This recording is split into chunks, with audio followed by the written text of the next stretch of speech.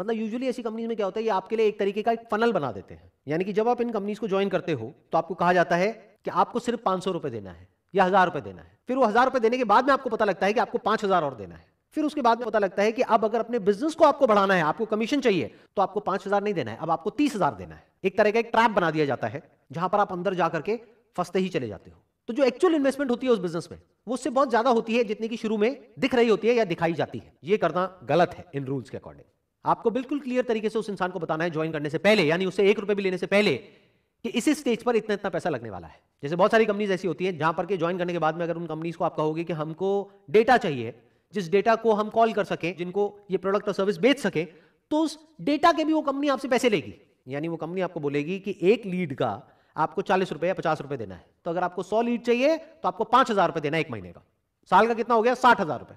आप सोच के आए थे उस कंपनी में कि 10-20 हजार रुपए में मेरा शुरू हो जाएगा। साल के एंड में जब आप कैलकुलेट कर रहे हो तो आप देख रहे हो कि मेरा 20,000 रुपए नहीं लगा है, यहां पे 2 लाख रुपए लग गया है। तो यहां पे ये कहा जा रहा है कि ये सब कुछ आपको उस इंसान को ज्वाइन करने के बाद नहीं बताना है, पहले से बताना है। इसमें एक बहुत इंपॉर्टेंट क्लॉज है जिसको बहुत सारी कंपनी लेट कर रही है खुलेआम। मतलब कि ऐसे बहुत सारे डायरेक्ट सेलर्स हैं या डायरेक्ट सेलिंग कंपनीज हैं जो बोलती हैं कि हमारी अनकंडीशनल मनी बैक गारंटी है, और बाद में जब आप उस कंपनी के साथ में एग्रीमेंट साइन करते हो तो वहां पर बहुत सारी कंडीशंस होती हैं।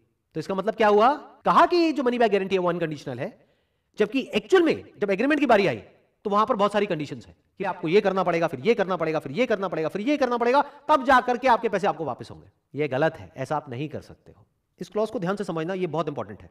अ डायरेक्ट सेलिंग एंटिटी और direct seller shall not refuse to take back spurious goods और deficient service and refund the consideration paid for goods and services provided. मतलब यहां पे क्या कहा जा रहा है कि अगर आपने एक एमएलएम कंपनी को ज्वाइन किया और उसके जो गुड्स हैं और सर्विसेज हैं उससे आप सेटिस्फाइड नहीं है, तो उस कंपनी को आपको आपका पैसा रिफंड करना ही होगा। और यही सबसे बड़ा फर्क है एक जेन्युइन डायरेक्ट सेलिंग कंपनी में और एक फेक डायरेक्ट सेलिंग कंपनी में। जिस कंपनी को अपने प्रोडक्ट्स और सर्विसेज पे कॉन्फिडेंस होगा, उनकी जो मनी बैक गारंटी है वो अनकंडीशनल होगी। यानी कि वो कंपनी आपको ये नहीं बोलेगी कि आपने हमसे प्रोडक्ट खरीदा, सर्विस खरीदा, अब अगर आपको अपना पैसा वापस चाहिए तो आगे आपको इतने लोगों को और लेकर के आना पड़ेगा, तब आपको आपका पैसा वापस मिलेगा। अगर कोई ऐसा बोल रही है तो वो एक स्कैम है। और यही बात जो मैंने अभी बोली है ये आगे एक और क्लॉज में क्लियरली मेंशन्ड है। A direct selling entity and a direct seller shall not induce consumers to make a purchase based upon the representation that they can recover the price by referring prospective customers to the direct sellers for similar purchases.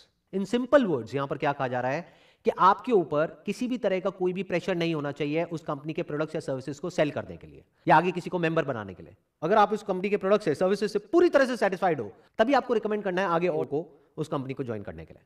अगर ऐसा actual में हो रहा है तो वो company genuine है, लेकिन अगर ऐसा नहीं हो रहा है तो वो एक स्कैम है। और ये सब तो वो है जो रूल्स में क्लियरली लिखा हुआ है कि ये करना गलत है। इसके अलावा ऐसी बहुत सारी चीजें हैं जो बहुत सारी एमएलएम कंपनीज में होती है, जो हो सकता है लीगली सही है लेकिन एथिकली गलत है। मतलब कि अगर कोई भी डायरेक्ट सेलिंग कंपनी है जिसका एक डायरेक्ट सेलर्स का नेटवर्क है, तो स्ट्रक्चर में सारे लोगों को सिर्फ तब बेनिफिट हो सकता है जब जो प्रोडक्ट है और सर्विस है उसकी अपने आप में इतनी वर्थ है कि अगर एक इंसान वहां से 1 रुपए भी ना कमाए तब भी उसको किसी तरह का कोई रिग्रेट ना हो कि मैंने इस कंपनी को ज्वाइन किया। मतलब कि हो सकता है गवर्नमेंट के रूल्स हैं डायरेक्ट सेलिंग इंडस्ट्री के लिए, वहां पर ये नहीं लिखा है कि उस कंपनी के जो प्रोडक्ट्स हैं और सर्विसेज हैं उसका प्राइस पॉइंट क्या होना चाहिए, लेकिन ये आपको देखना है उस कंपनी को ज्वाइन करने से पहले। फॉर एग्जांपल, वो कंपनी आपको साबुन का डब्बा बेच रही है 500 रुपए का, जिसके जैसा सेम प्रोडक्ट आपको मार्केट में मिल रहा है 50 रुपए का। तो अगर वहां पर आपको कोई कमीशन ना मिले, कोई इंसेंटिव ना मिले, कोई की बड़ी बड़ी बातें ना हो, कोई मर्सिडीज की बातें ना हो, BMW की बातें ना हो, तब भी क्या आप वो प्रोडक्ट खरीदोगे? अगर तो जवाब है हाँ, तो वो कंपनी बहुत बढ़िया है। लेकिन अगर जवाब है ना, तो ये बिजनेस फंडामेंटली फ्लॉड है। क्योंकि ये जो बात अब मैं बोलने वाला हूं इसको ध्यान से समझिएगा, ये सिर्फ डायरेक्ट सेलिंग बिजनेस पर अप्लाई नहीं होता है बल्कि किसी भी बिजनेस पे अप्लाई होता है। अगर उस बिजनेस में रिपीट बिजनेस नहीं आ रहा है, वर्ड ऑफ माउथ स्ट्रांग नहीं है, तो बिजनेस आज नहीं तो कल फेल होना ही होना है।